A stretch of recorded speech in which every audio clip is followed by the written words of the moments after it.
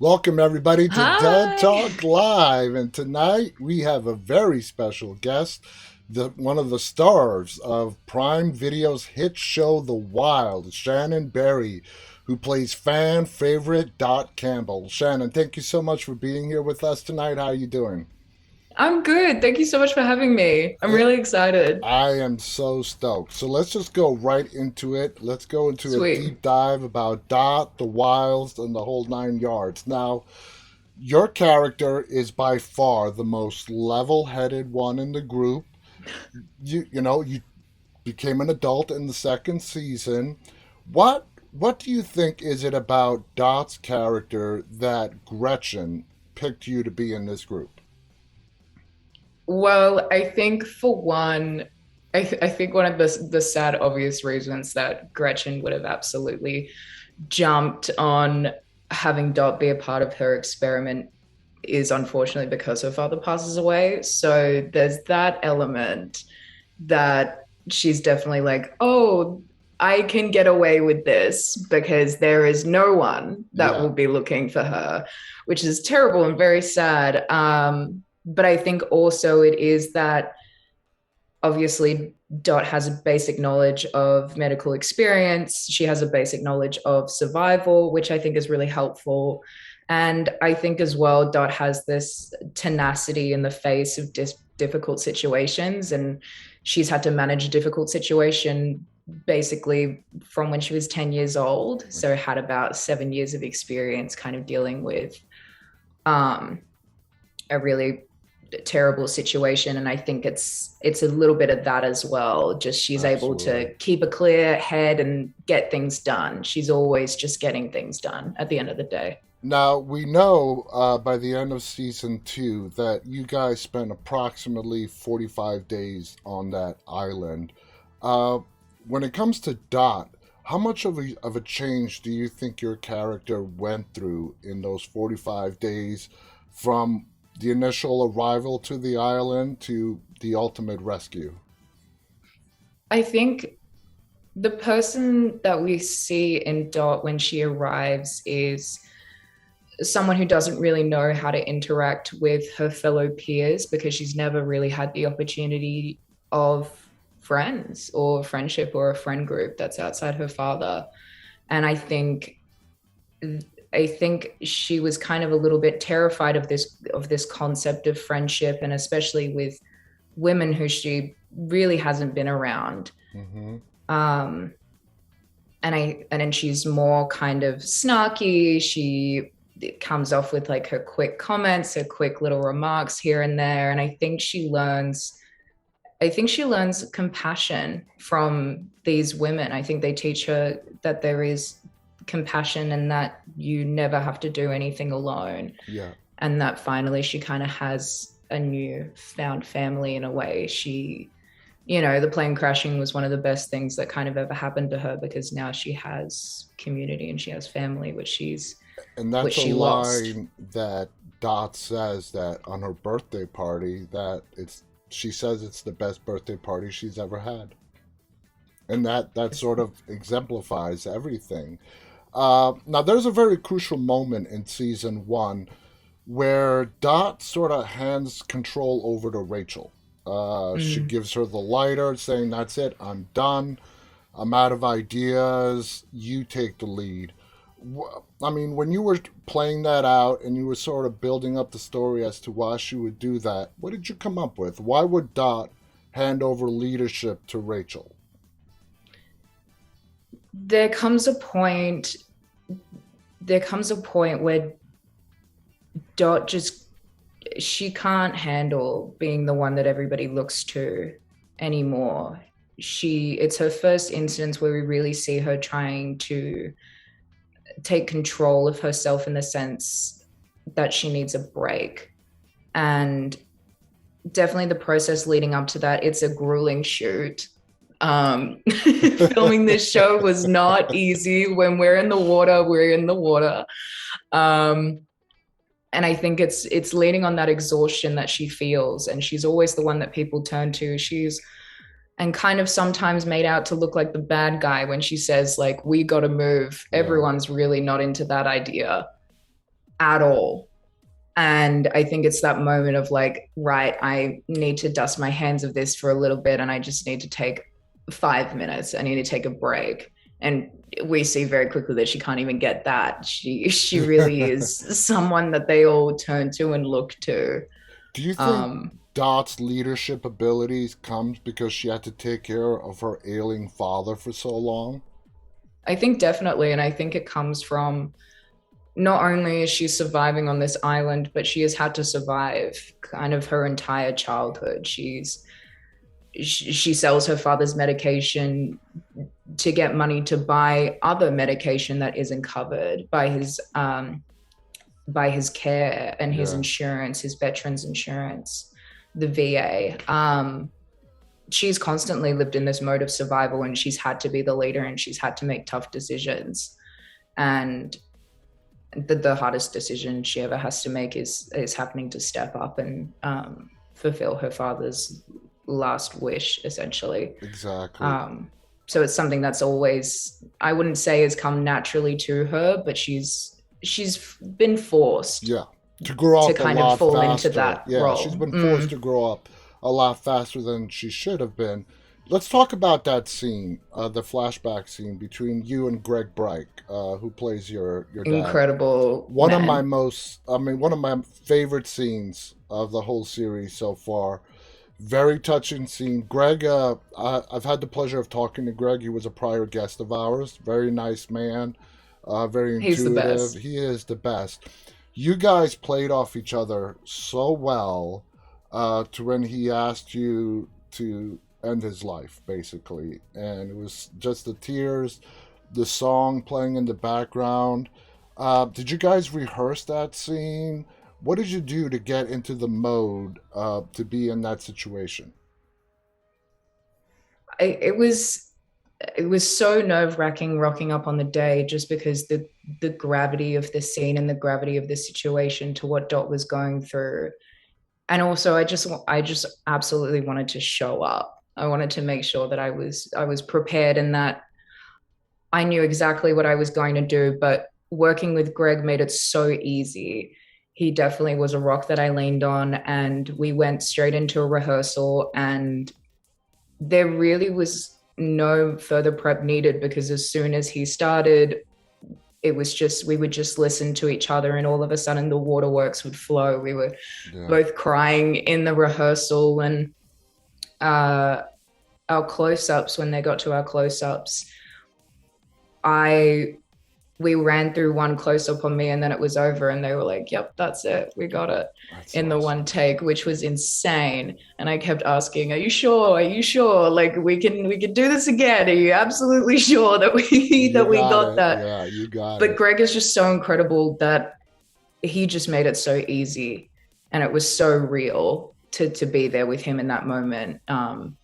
So It's a I beautiful. owe a lot of my performance to him. It was a beautiful scene. Beautiful scene. How Thank much you. of yourself would you say is in Dot, if any?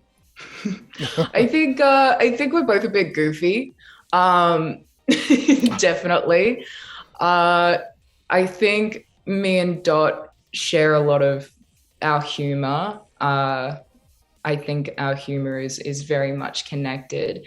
Our life experiences are totally different, as our accents are totally different.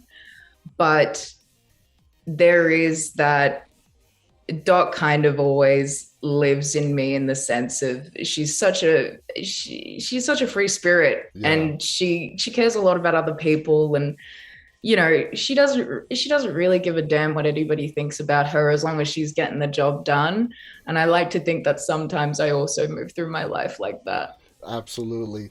Now, season two premiered just a little over a month ago, so it's still fairly new. We're not going to spoil how season two ends, but in a potential season three, obviously there's still plenty of room for growth for all the characters.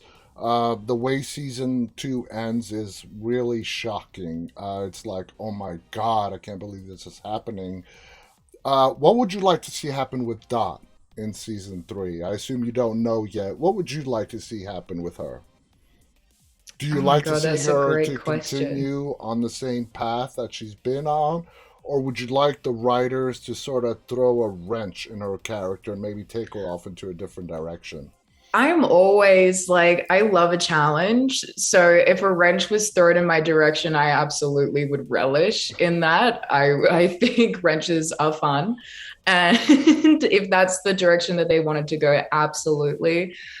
I think we kind of got a little bit of a tease in season two of this darker side of Dot, this Yeah. kind of aggression Mm-hmm. that we haven't really seen from her before that lives within her, which was an interesting dynamic of her to discover because she's never really been an aggressive person or a standoffish person or an Yeah. angry person.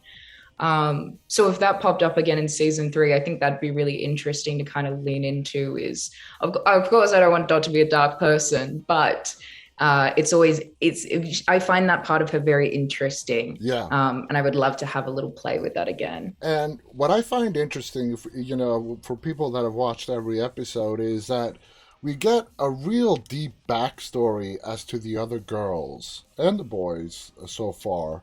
But with Dot, we just have that father daughter moment. There's still a lot that can be filled in with her backstory that the writers can go with. And talking about the writers, I have spoken to many actors who have been on TV shows for a while, and they find as with every episode, the writers get to know Shannon Barry better, and they start to write Dot around Shannon yourself. Do you find that is what's happening on the Wilds? I definitely felt that season one. I never thought Dot would be as funny as she absolutely is. She is. I the fact that we were able to find this hilarity and this lightness during that pilot, I think definitely Dot kind of molded from just us and the other girls kind of having fun, having quick little whips with each other. And that relationship between Dot and Fatten, I feel like stemmed a Yeah. lot from myself and Sophia. We get really goofy when we're together. We can't really contain it. We get like, whenever we see each other. And I think kind of the Dot and Fatten relationship came out of me and Sophia, how we act with each other. And definitely, I think these moments of humor I was able to kind of live in them, and then they started to pop up, which I Absolutely. thought was really cool. Now, this show is notorious for the big reveal shockers throughout the season, not just in the premieres or finales. As each episode goes on, we learn something new. As you were getting these scripts, whether in season one or season two, and you're reading these reveals, which one really surprised you? Whoa, I did not see this twist coming. The big twist, I think the one that we really didn't see coming is we kind of get episodes week after week. So as we're filming one of the episodes halfway through, the next script would come in and we'd all of a sudden we all don't have reception or anything like that. So then we'd get up back up to the top of the hill after a day of shooting and all of us would be like, it came, the script came, and we're trying to download it and there's like no reception and we're all reading it to try and figure out what's happening next. I think it was finding out how Rachel lost her hand because we were all wondering about that. We were like, Yes. where did her hand go? Did she chop it off? Did she get stuck somewhere? Did one of us chop it off? Did something happen? And finding out that it was a shark attack was definitely like a huge thing. We were all so shocked and just so excited to see how that was gonna play out on screen and how it was all gonna be filmed. I'm sure it would have really sucked if you found out that Dot had to chop Rachel's hand Yeah, well, off. she cauterizes it, which is still pretty awful. That was really cool to read in the script. I was like, ew, nice. Now, this show is extremely popular. It has spawned up groups all over the place, Reddit, people coming up with their theories about what's going to happen. How has the fan reaction been with you? I've never experienced anything like it. Um, our fans are so passionate and they care so much about this show. And filming season one compared to season two, knowing that people had seen season one and really loved the show and were so excited to see what we did next was just such a wonderful feeling that people were excited to see what we would put out. Otherwise, season one, we're all just hanging out. We're like, oh yeah, we're making a show, we're making a new Yeah. show, this is super fun. I hope people like it.